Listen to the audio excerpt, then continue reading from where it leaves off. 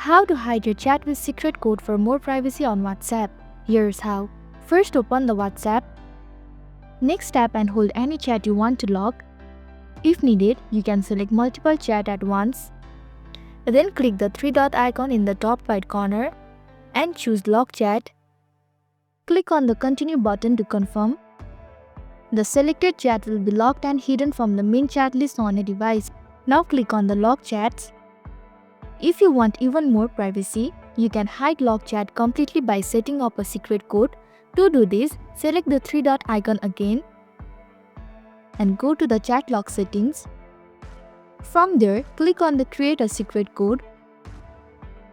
Now enter a secret code of your choice. You can use number, words, or mix of both.